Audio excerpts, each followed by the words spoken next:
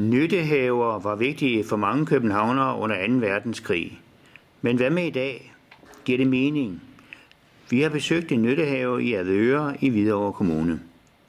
Vi lever i 4-5 måneder de grøntsager, vi har her i haven. Det som vi dyrker, det har vi cirka 4-5 måneder efter sig.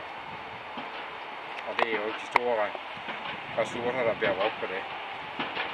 Og det er hyggeligt at gå her og plante, og det er en fornøjelse at se på de forskellige blomster, vi har sat, og det grønne liv.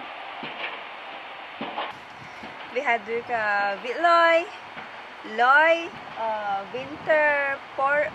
porløg, gulerod, rødbeder, bønner, spinach, salat,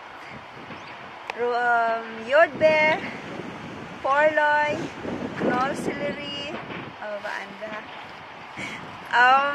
Jordskog. Når man har noget med afgrøder at gøre, så er det ikke lige meget, hvad for nogle afgrøder, der skal stå sammen.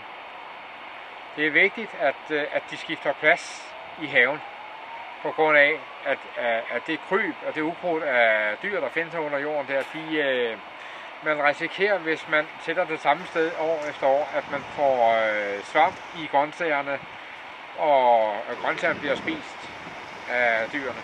Så det er vigtigt, at løg og hvidløg og de forskellige afgrøder, de skifter plads i haven hele tiden. Vi har lige dyrket hvidløg i søndags, fordi man skal plante hvidløg i hele oktober måned. Jeg planter hvidløg nu, men man skal stå sådan, så det er nemmere at vokse op. Ja, amerikansk blåbær, de giver store frugt, men de er ikke så som dansk blåbær.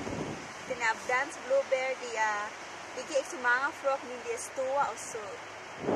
De kan godt befrugte hinanden, selvom det er forskellige sorter blåbær.